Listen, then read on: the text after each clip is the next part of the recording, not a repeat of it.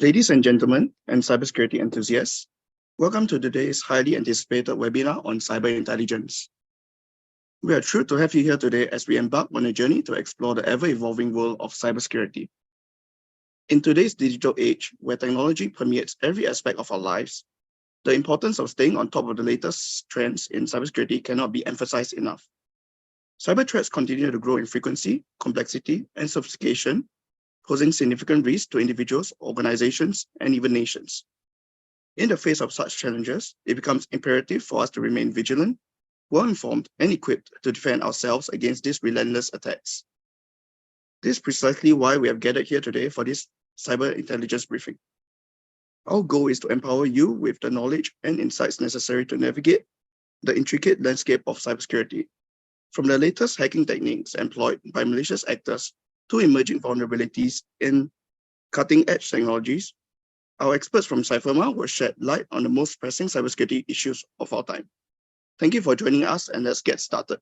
Over to you, Thomas. All right, thank you. And let me share my screen. Okay. Let me know if you can see it. Hi, Thomas. Yes, we can see your screen. All right, let's start then. So, hi, everyone. Welcome to the webinar. We will talk today about the info stealers, one of the most active malwares out there, and why you need to know. So let's jump into it. Introductions, who I am. My name is Tomáš Meravi. I work at CYFIRMA as Cyber Threat Intelligence Lead. I have over 10 years of experience in cybersecurity at companies like Accenture, Visa, or Citibank. Out of that, 6 years in incident response, 2 years in threat hunting, and now over 2 years in cyber threat intelligence. I'm originally from Central Europe, but I've been in Singapore for over 7 years at this point. So today's agenda, just introduction to stealers, some evolution of the stealers and a bit of history, real-world examples that our research team was able to find recently, and the usual stuff, risk and impact, building resilience, and at the end, questions and answers. So introduction to stealers. What are stealers? Quick definition is that information stealer is an info stealer, is a Trojan that is designed to gather information from a system. But what actually makes info stealer an info stealer? So data collection. Stealers are equipped with specific mechanism to collect sensitive information from the victim's device. This includes capturing keystrokes, intercepting form submissions, extracting data from the clipboard, taking screenshots, accessing files that contain valuable information like password manager files and so on. Focus on valuable information that are able to monetize. So they are designed to target specific types of data with the value to the cyber criminals. This may include login credentials, banking information, credit card details, personal identification, and so on. Next up is data exfiltration. Once the info stealer has obtained the desired information, it obviously needs to send it back to the attacker. So the stolen data is exfiltrated from victim's device and sent over to command and control server using various methods. They are often encrypted. I would say almost all of them at this point are encrypted to avoid detection. And also most recently, they are using Telegram and Discord as command and control servers. You'll talk about it a bit later.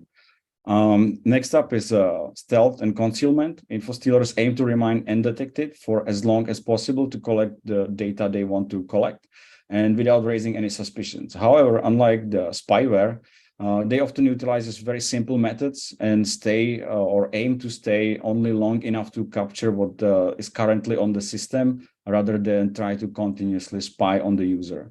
Not always. There are some that aim to stay longer, but in most cases, they just want to take what's there right now and move on. So, and lastly, the profit motive. Info stealers, malware, they are primarily driven by financial gain. So the cyber criminals use all the stolen information for various illicit activities, including accessing bank accounts, committing fraud, identity theft, selling the stolen data on the dark web and dark or black markets rather, or holding the data hostage for blackmailing as well. So why are info stealers such a problem? They essentially become a crucial pillar of cybercrime supply chain in the initial access stage. So, and there are like kind of four categories. I will break it down into. So credentials management problem. A lot of people are working from home, or even if they don't, they connect from their personal devices when they are not in the office to the organization's network, which obviously is a problem for many reasons. But they also store the credentials in web browsers or web add-ons or web browser add-ons and that sort of thing. A lot of password managers, even the paid ones, they are keep getting exploited and being vulnerable as well. And of course, a lot of people are using the same credentials for multiple accounts. So when the info stealer gets any of these informations, it poses a problem to the organization. And the stealers are also nowadays stealing a lot more than just credentials. Modern stealers can go way beyond just the password and username. They are able to steal session cookies, and also they are able to capture the multi-factor authentication in the process, or even if it's a local app on the phone or not on the phone, on the device, phone, laptop, desktop computer, they can capture the relevant code there. They are also able to steal VPN configurations as well. So if your organization is using open VPN files or configurations or the technology in general for remote access, these stealers are able to just snatch the configuration file, and then the attackers can log into the environment. And some of them also allow remote access, kind of working like a remote access tools or RATs. Next problem is the logs themselves. The data are extracted by the stealers. They are obtained in logs, and all these logs are bound together, and commonly they are referred to as stealer logs when they are being sold online. And there is a building up database of all leaked and stolen records. There are billions of them at this point, and it's not an overestimate or over exaggeration that millions new are added every day. And threat actors are more and more capable of processing this data, building detailed profiles if they want to for future exploitation. Namely, APTs are able to get all this data, build profiles for the specific victims they want to target using this data, and employ spear phishing and other really targeted social engineering methods and tactics. And lastly, the initial access brokers, which is a whole dedicated kind of group with their specific business model in the cybercrime supply chain. They just deal with initial access. And some of these groups, their entire business model is just processing all the stealer logs, all the millions of data or logs or entries that is added daily. It's estimated that only about 1% of these logs or the stolen credentials are valuable, meaning it's not like someone's Netflix account, but it's actually credentials to organization network or some development environment, that sort of thing. And the initial access brokers are basically just processing, sifting all through this data, finding the valuable corporate access, and then reselling it to the highest bidders, usually ransomware affiliates or some APT agents and so on. So what are some modern stealer capabilities? So rather than just putting out a slide, I took a screenshot from XSSI's forum, and the latest post there was for Medusa stealer. It's not the most sophisticated one, but in general, this is kind of the baseline that all of them these days are able to do. So the translation from this part right here from Russian is here. So they are able to collect stored logins from over 100 browsers, get the data from over 100 cryptocurrency wallets, any file grabber extensions. They are able to extract browser history and bookmarks from the browser. Also, the autocomplete fields. They are able to get data from Telegram clients, Steam, the gaming platform folder, Discord tokens, 27 different password managers, and as I mentioned, the open VPN configuration. So this is just the scrolling down through that same advertising for the Medusa stealer. And here you can see how many different browsers they can actually specifically target. And, there are Chromium browsers, Gecko browsers, which is Firefox. So pretty much all of them. And most interestingly, down here, all the passwords manager that are vulnerable to the stealers. And as you can see, there's one password, LastPass as well, the paid services. So be careful. Some evolution of stealers. So very quick history. One of the first stealers that we are able to kind of draw the direct line to, they go back to early 90s, together with the more mainstream spread of consumer or end user internet. And they were back then just targeting passwords stored on the local system, either in a specific form or text files, looking for just the names of the files like password.txt, or extracting NTLM hashes on the Windows systems, which are notoriously easy to crack. In mid-2000s, there was a huge evolution and rise of banking Trojans, which are malware specifically targeting financial information, financial apps, online banking. And I'm sure many of you know or remember the Zeus bot, which later evolved into Dridex, and consequently propped the Evil Corp cybercrime syndicate from Russia. And Evil Corp in turn kind of revolutionized how the cybercrime worked. And pretty much this is where the modern ransomware was born from these guys. Moving on to late 2000s, early 2010s, keyloggers and form grabbers became more utilized in the TTPs of these stealers, or banking Trojans rather, back then. So, and they still just focused on the finance information, banking credentials, online banking, and so on. But in mid 2010s, WannaCry ransomware was just encrypting data, demanding ransom, or trying to cause damage. That was kind of the modus operandi for ransomware. But in mid 2010s, they started to come with the stealing capabilities, and they are able to extract the data or exfiltrate the data, and then blackmail with the threat, the double ransom, like first give us money to decrypt your data, and now also give us money to not leak your data. So first one of those, and the biggest one of this era, was CryptoLocker. I'm sure many of you also remember. That was kind of the granddaddy of all modern ransomware as we know them today. In the 2020s, the info stealers became the essential link of the supply chain, as I mentioned.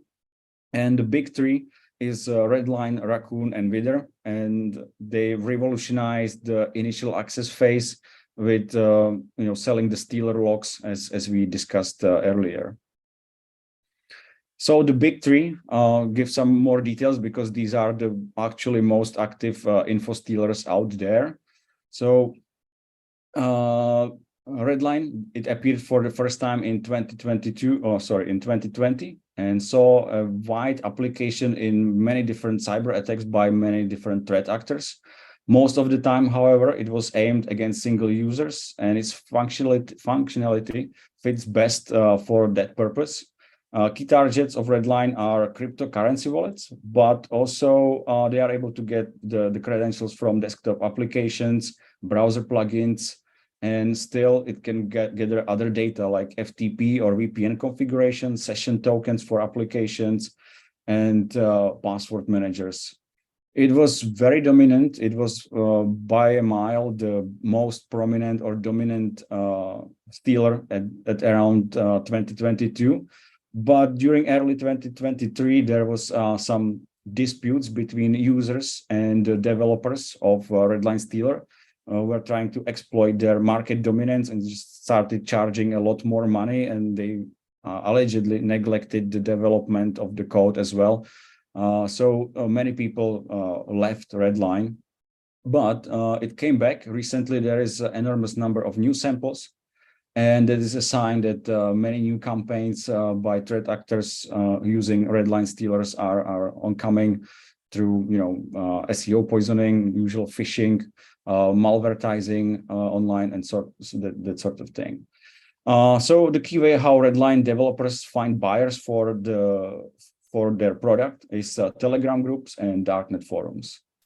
Next up is the Raccoon Stealer, and Raccoon key properties are very similar to what Redline does, but is capable of capturing much wider selection of data.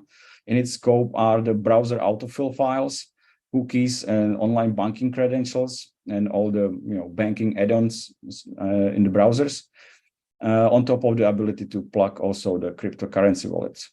It emerged in early 2019, and it's been on top of the market. And during the Redline drama, if you will, many users switched from Redline to Raccoon as the second choice. And in summer 2022, the developers released a brand new version with faster and more reliable malware for a slightly bigger pay. By that, I mean they were charging a little more money to use it. Same as Redline, Raccoon Stealer is commonly sold through ads in Telegram channels and bots. And darknet the darknet platforms and forums are much less preferred. They really rely mostly on the Telegram. And the last one, the Vidar, is most definitely a dark horse, but it's still number 3. And it's considered to be an offspring of RK Stealer, which made quite an impact back in early 2010s. And excuse me. Something here. All right. And after its launch in 2018, it never had a dominant share on the market, being at best number 2. Nonetheless, its efficiency and unique design, it's hard to deny. The Vidar offers a modular approach towards data stealing and has very uncommon way of C2 communication or command and control communication, which means it's built in-house in original way. And it also performs self-destruction after the successful data exfiltration, which is one of the key differentiators between InfoStealer and spyware, especially with Vidar. If it gets what it can get, it just deletes itself to remove all the traces and not raise any suspicions. And method of selling it to the cyber criminals is the Telegram. Again, that seems to be the channel of choice for the developers trying to sell their stealers. Okay. So moving on, stealers are becoming pretty much the #1 choice for entry-level cybercrime. And underlying reasons behind this are the ongoing threat landscape, evolution, revolution, whatever you want to call it. And I have put link down here. Once you receive the deck after the presentation or the webinar itself, you can visit our 2023 cybersecurity predictions where we talk in great detail about this ongoing change in the threat landscape and how it all fits together. So there's some 10 reasons why these are popular with the entry-level cybercrime. Basically boils down to that low-level threat actors are feeding the bigger threat actors, essentially creating a supply chain. Specifically, the entry-level stealer cyber criminals are making money from very low skill but grindy work to collect all this stealer logs data, and then they sell it to the initial access brokers who take these logs, process them, find actually valuable logs in them, and then in turn sell them to ransomware affiliates or APT agents for another, added margin. And that's the kind of the supply chain in a nutshell. So first one of the actual reasons is ease of use. The InfoStealers often come with very user-friendly interfaces. I will show you some of them later on. And pre-configured settings, making them relatively simple to deploy and operate. Entry-level cyber criminals can easily acquire and use ready-to-use InfoStealer kits without needing any advanced coding knowledge. Excuse me. Or any coding knowledge at all, for that matter. A low barrier to entry compared to developing sophisticated malware like ransomware or advanced persistent threat spyware or APT spyware. InfoStealers are quite easy to create or develop. And obtain or purchase. They are quite cheap. And as a result, the novice hackers or the novice cyber criminals find it accessible and affordable to enter the cyber criminal ecosystem and quickly turn a profit. Speaking of profit, obviously the monetary incentive. They are a very quick and direct path to financial gain. The stolen information can be sold on dark web or Telegram markets and used for various fraudulent activities. Mostly these logs sell for sums around $100 US, which doesn't sound like too much, but in many parts of the world, it is still quite a lot of money, and obviously it is attracting threat actors or the entry-level cybercrime threat actors from these regions with lower economic development or lower GDP. Next up is high demand for the stolen data. As I mentioned multiple times at this point, the ransomware affiliates rely on initial access brokers who in turn, try to get as many logs as possible to actually find the valuable data so everyone in the supply chain can make the money.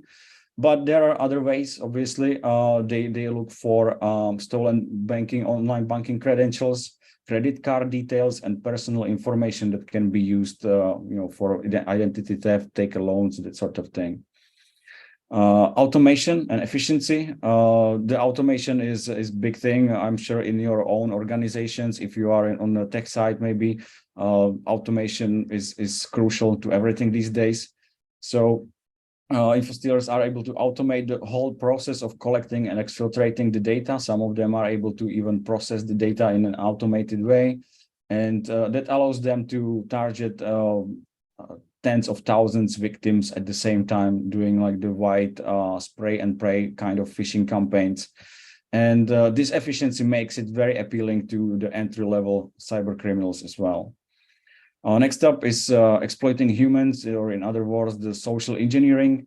And it boils down to that tricking users or tricking people with social engineering is a lot easier or more intuitive for the cyber criminals than actually, exploiting code.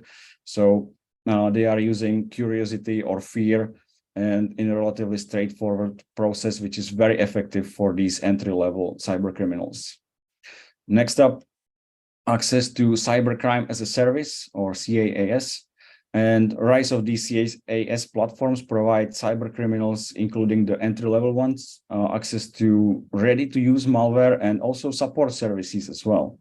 It lowers barrier to enter even further, allowing these entry-level cyber criminals to access advanced tools without any other prior knowledge. So in other words, the script kiddies these days are becoming more and more powerful without pretty much not knowing anything, which is in turn very dangerous because of the higher volume of the attacks.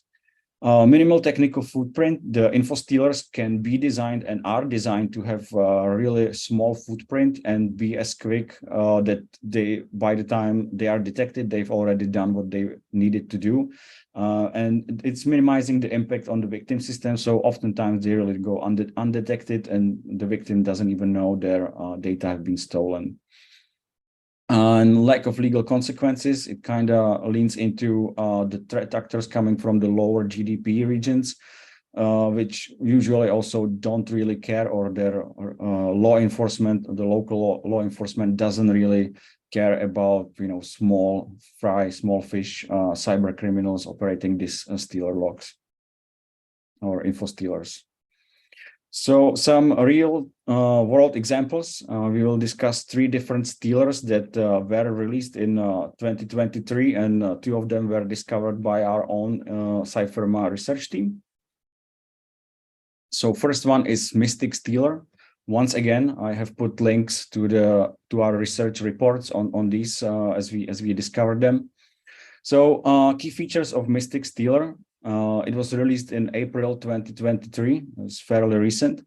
It runs for about $100 per month. It targets just Windows or explicitly Windows, and it's compatible all the way from Windows XP to Windows 11 and supports both 32 and 64-bit systems.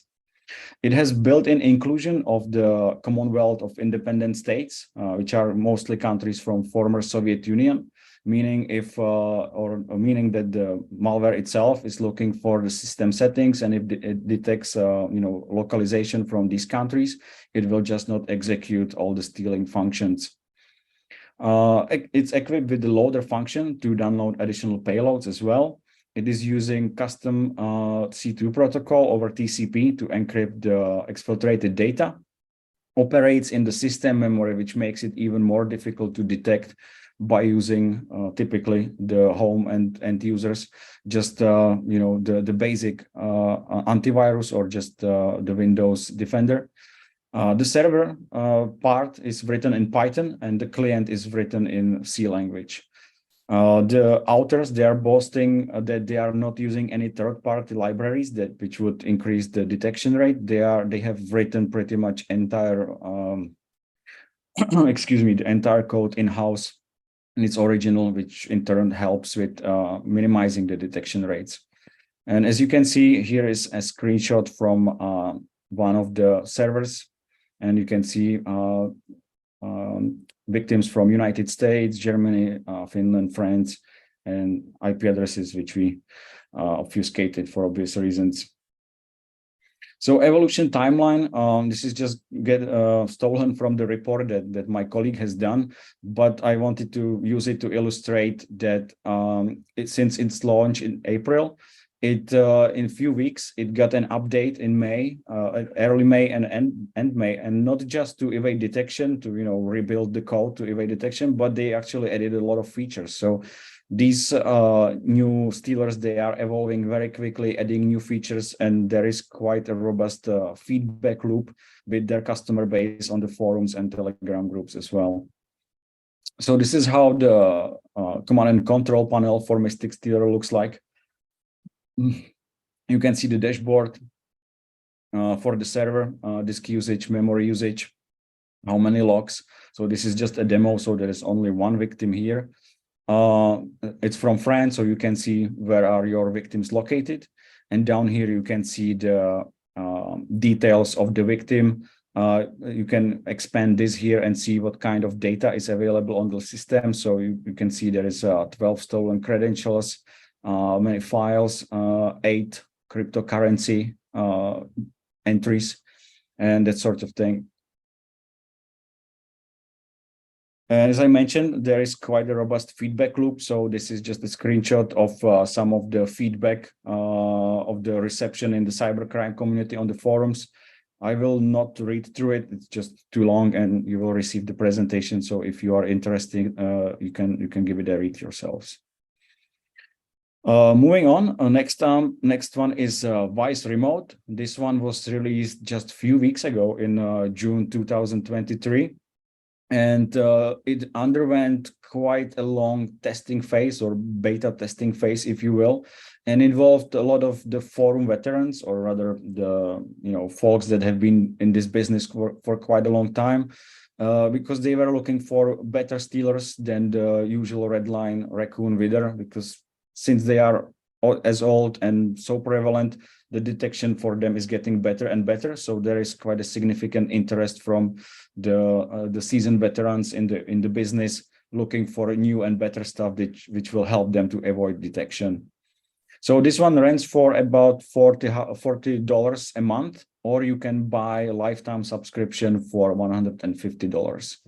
For its functions, once again, it's better just show you the advertising on the forums themselves rather than just putting it onto the slide. So native remote control stealer with a panel, easy to use and simple graphical interface, can handle up to 10,000 agents, means victims, multi-stage payload with 0 dependencies, huge recoveries for Windows, means it's able to grab a lot of data from the Windows and very quickly. It's original code, fully native, both client and the server. It's not based on any existing software, and it's written completely from scratch, using encrypted logs in Unicode format for easy processing. It doesn't log anything on the disk, remove the traces of the logs after itself. So it's trying to clean up after itself, after it does the dirty job. Excuse me, no heavy features like additional loader. It really just tries to be as lightweight as possible to avoid the detection, and using the TCP encrypted connection for C2 server. And here in red, it's a bit hard to read, but it's not a remote access tool or red. it really just tries to be a stealer. Here are some of the features it can do from the panel itself. So gathers client information.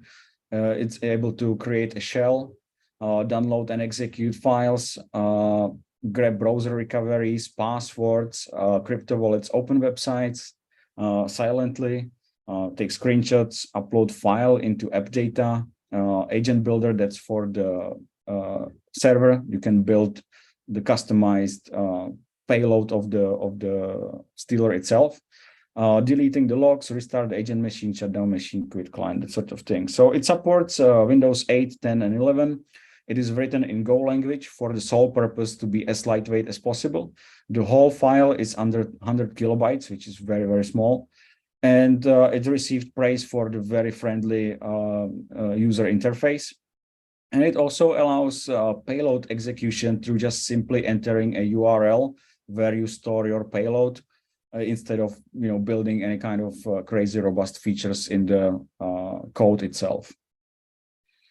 So here's another evolution timeline. As you can see, it's been launched in June 6th, but in 2 weeks, not even, it has in another week rather, it received significant update. And another week after that, another update fixing bugs and adding some new features as well. So here is the C2 panel for device remote. Down here is what you can see about the victims. If you convince them or are able to execute the malicious binaries of the stealer on your system, this is what you can see first. So installed programs, what kind of browsers are on the system in this case, and system information, what the system is even. And here for interest, here's the panel for the URL payload. So we can just really copy and paste the URL you have stored somewhere on VPS as an attacker that you would like to send and execute on the victim system, and just press the upload button and it does everything. So really user-friendly and entry or low-level skill threat actors friendly as well. And once again, there is a link to the full report. There is many more screenshots, a lot better description, and proper research report on the entire stealer.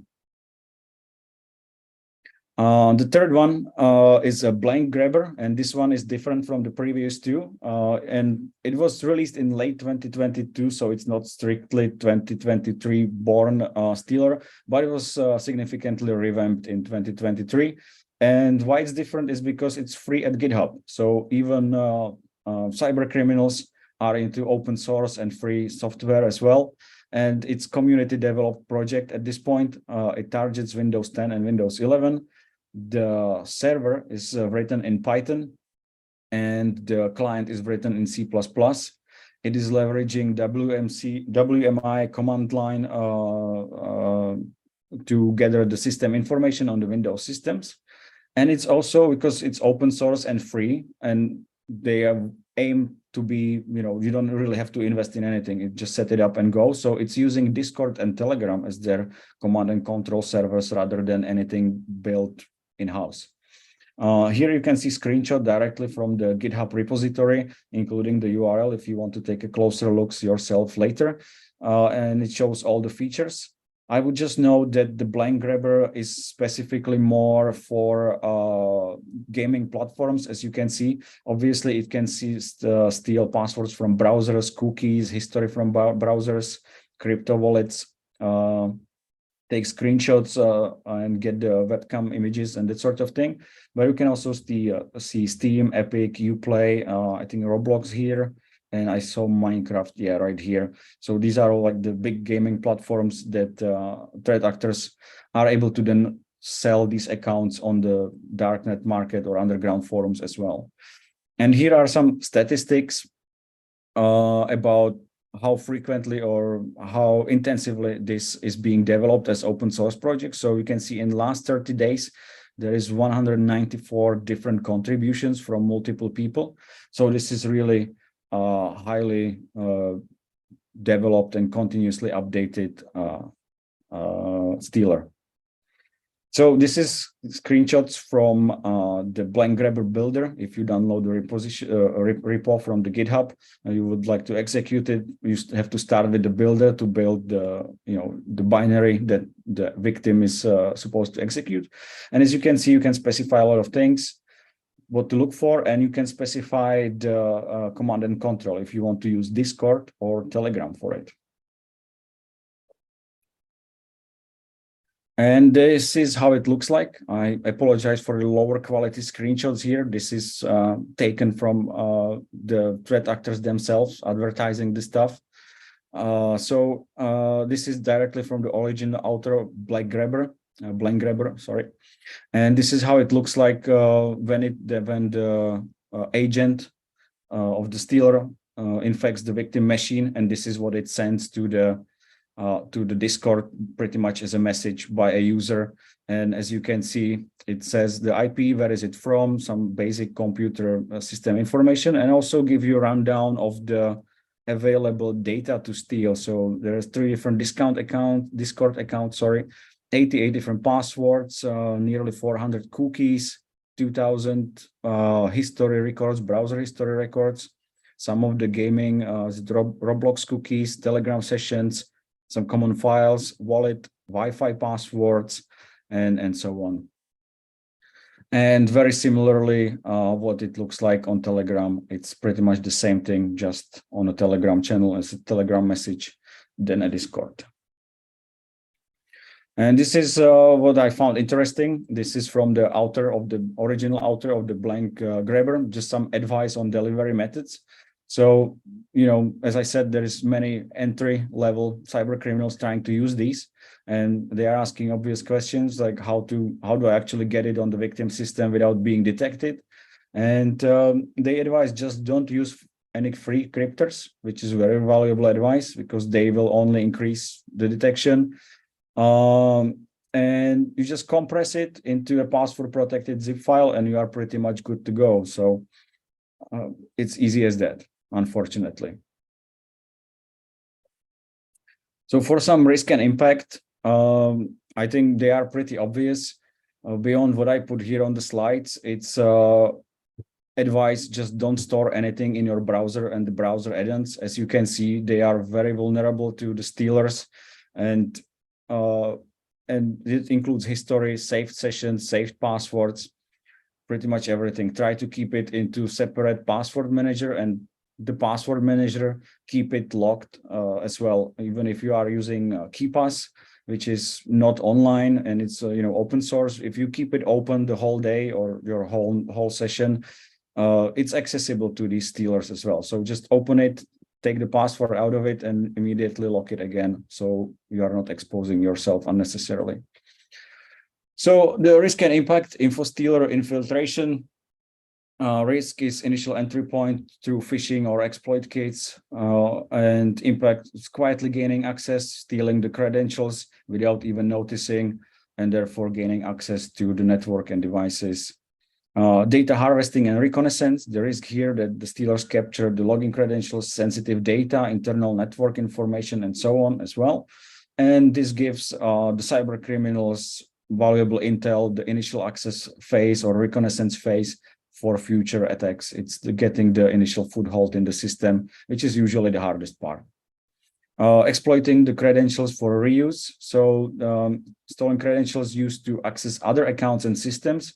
As I said, if you are able to steal, dozens of credentials of one users, and even if there is not directly the credentials to their organization, but you can see they're pretty much using 4 different passwords for everything, it's easy to find them on LinkedIn, see who they work for, what their domain is, and try to brute force using the pattern that user has in the other personal logs. So that's the problem there. Escalating to ransomware. I mentioned this a few times indirectly, but to reiterate, all these stolen logs and credentials eventually end up, after a few rounds of processing, into hands of ransomware gangs or ransomware affiliates which will in turn use it for the initial access to launch proper ransomware attack and pretty much everyone knows what does that mean for the organization. In similar vein, it goes for the APTs. There is many APT agents on these forums and Telegram markets trying to get these logs themselves for their objectives, to get data exfiltration, IP theft, surveillance, and so on. So how to build some resilience here? I try to go a bit different way rather than just regurgitating what everyone already knows. So more of how threat intelligence can help you with this. So proactive cyber defense, detect response time before they escalate, obviously, comprehensive threat intel, get your hands on some high quality intelligence platform that can help you, not just give you list of IOCs that you will feed into your Splunk or CM tools, but rather give you more comprehensive overview of the external threat landscape. And you can upload your assets in it to monitor the external threat landscape on your behalf and see if it's exposed to this kind of threats, or if the credentials may have been stolen, and early detection of them, on one of these markets, or on the samples and logs there, and you can receive early warning if that's the case, so you can protect yourself in advance. Early detection, threat hunting, kind of the similar thing, get the good quality threat intelligence, so you can proactively detect this by threat hunting, or in advance writing new monitoring rules for the threats. As you saw, all these new stealers, they are written in-house in languages like Go or Rust in some cases, which are using intern kind of unique TTPs to detect. So they are hard to detect. So the good quality threat intel will help you how to find the traces of these on your system and hunt for them, because they become difficult to detect with the monitoring.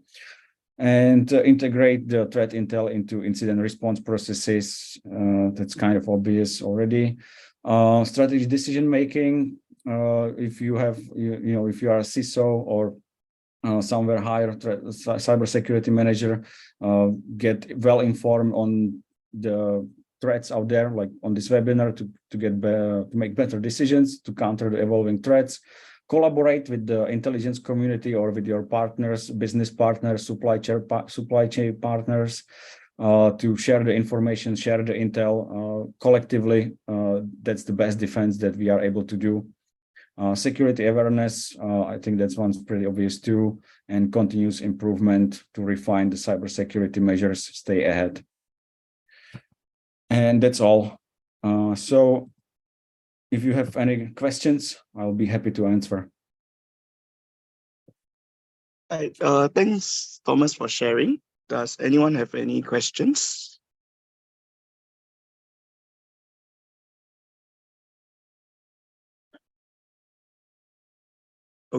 Okay, seems like there are no questions. If not, All right.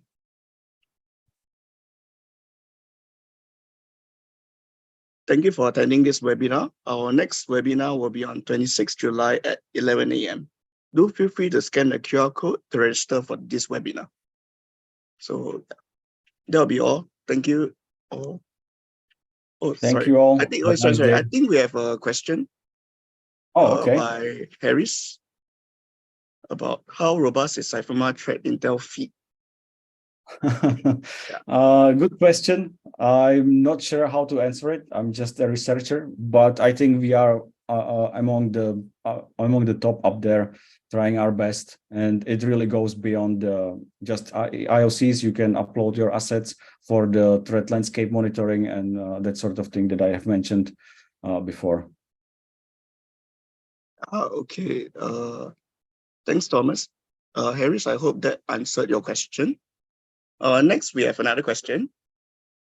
Does it leave any traces for the Windows forensic analyst to do their job? Oh, of course, there are always traces of everything pretty much. It just depends how deep you need to go, how much effort you need to spend. So I think it was the Mystic Stealer that operates pretty much entirely in the memory. So that becomes very difficult for forensics to get hands-on, because you need a live image from the memory itself. So if the stealer was on the system and it did what exfiltrated all the data and it deleted itself, and the user later restarted the computer, then you pretty much don't really have much to work with.